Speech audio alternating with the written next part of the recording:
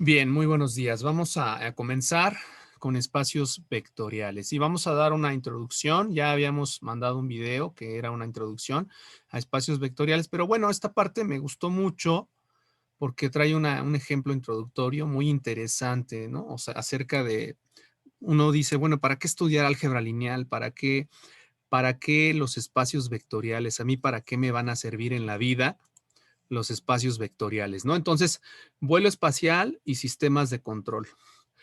Con sus 12 pisos de altura y un peso de 75 toneladas, el Columbia se elevó majestuosamente de la plataforma de lanzamiento en una fresca mañana de Domingo de Ramos en el abril de 1981. Producto de 10 años de una intensa labor de investigación y desarrollo, el primer transbordador espacial de Estados Unidos fue un triunfo de diseño de la ingeniería de sistemas de control en el que participaron varias ramas de la ingeniería: aeronáutica, química, eléctrica, hidráulica y mecánica. Los sistemas de control de la nave espacial son absolutamente esenciales para el vuelo. Como el transbordador tiene un fuselaje inestable, requiere de una monitorización computarizada constante durante el vuelo atmosférico. El sistema de control de vuelo envía una secuencia de comandos a las superficies de control aerodinámico y a 44 pequeños impulsores de propulsión a chorro. En la figura 1 se muestra un típico sistema de circuito. Ajá, como podemos ver ahí, ahí está el sistema de circuito, toda la parte que lo conforma. Un circuito cerrado de retroalimentación que controla el cabeceo del transbordador durante el vuelo. El cabeceo es el ángulo de elevación del cono de proa. Los símbolos de unión indican dónde se añade las señales de varios sensores a las señales de la computadora que fluyen a través de la parte superior de la figura. Matemáticamente, las señales de entrada y salida a un sistema de ingeniería son funciones. ¿Sí? Vuelvo a repetir, matemáticamente, las señales de entrada y salida a un sistema de ingeniería son funciones. Ajá. En las aplicaciones es importante que estas funciones se puedan sumar, como se muestra en la figura 1, y multiplicarse por escalares. Estas dos operaciones con las funciones tienen propiedades algebraicas que son completamente análogas a las operaciones de suma de vectores y a la multiplicación de un vector por un escalar. Por esta razón, el conjunto de todas las entradas posibles, es decir, funciones, se denominan espacio vectorial. Así de importante es la noción de espacio vectorial. Está dentro de lo que es un sistema para una máquina de aviación. Imagínate qué importante, ¿no?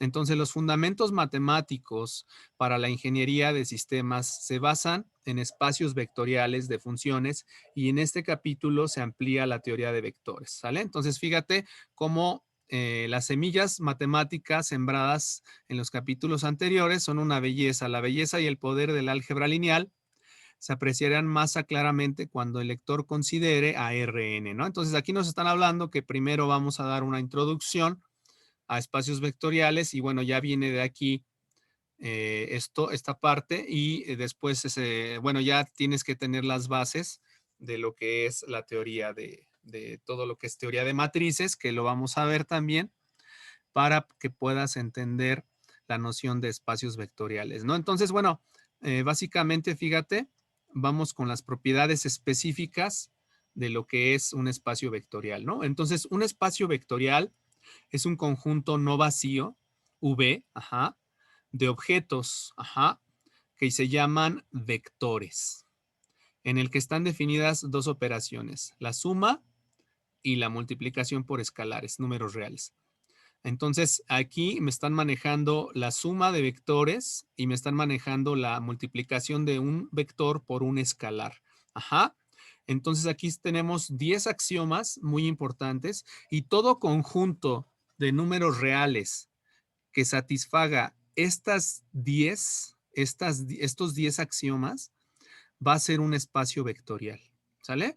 Y por lo regular van a ser conjuntos infinitos. Entonces, Los axiomas deben ser válidos para todos los vectores v y w en el espacio vectorial y para todos los escalares c y d. Entonces recuerda, u, v y w, o sea, u, v y w son vectores y c y d no son vectores. C y d son números reales. Entonces, la suma de u y v denotada con u más b está en b. Entonces, si yo quiero demostrar que un conjunto es un espacio vectorial, debo de tomar dos elementos cualesquiera del conjunto.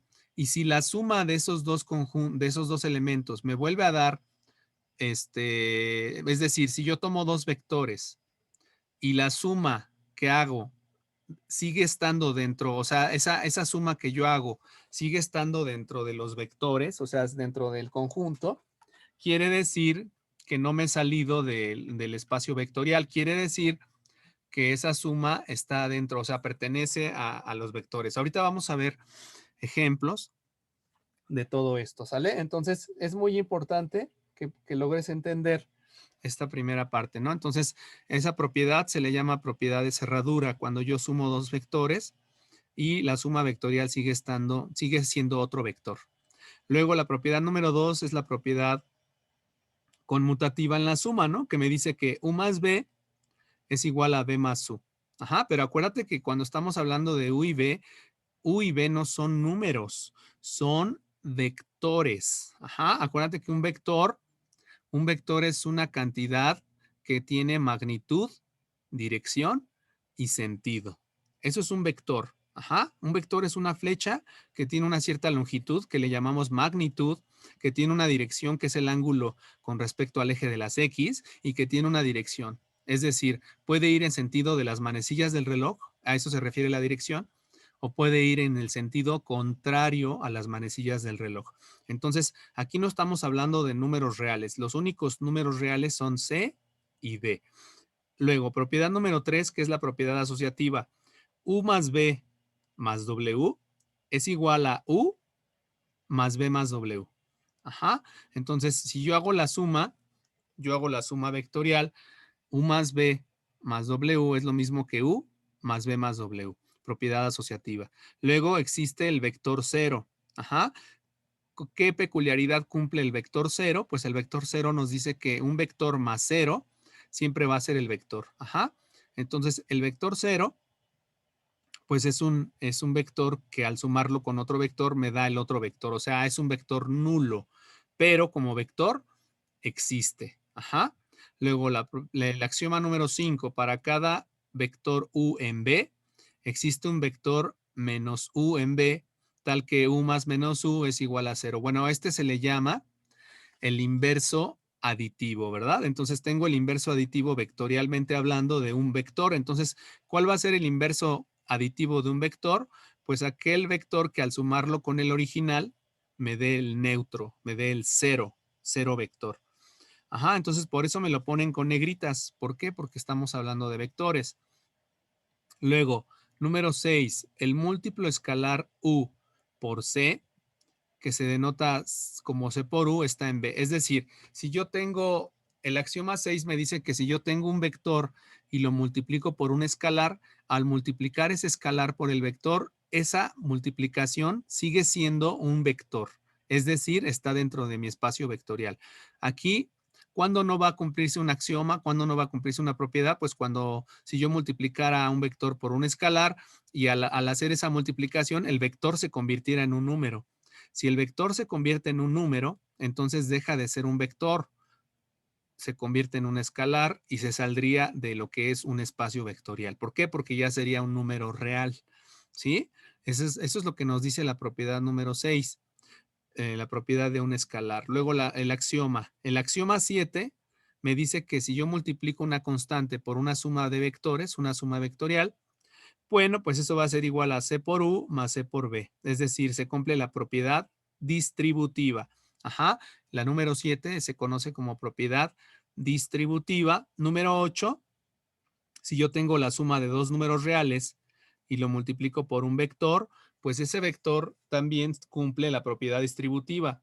C por U más D por U. Es decir, La propiedad distributiva aquí se cumple tanto para las constantes como para los vectores. 7 y 8 son casi lo mismo, nada más que en 7 solamente tengo un escalar y dos vectores, y en el 8 es al revés, tengo dos escalares y un vector. Propiedad número 9, si yo tengo C por D por U, eso es igual a C por D por U. Es decir, se cumple la propiedad asociativa en la multiplicación. La propiedad número 3 me decía que era propiedad asociativa en la suma. Ahora aquí en la propiedad 9 es la misma propiedad asociativa, pero ahora en una multiplicación. Ajá. Y por último, la propiedad número 10 me dice que si yo multiplico al 1, que es un número real, por un vector, eso siempre va a ser el mismo vector. Ajá. 1 por U siempre va a ser igual a U. O sea, el 1 no va a afectar a ningún vector siempre cuando yo lo multiplique. En la suma o resta es otra cosa, pero en la multiplicación así quedaría. ¿Sí? Entonces, hasta aquí esta primera parte de lo que es un espacio vectorial en una introducción.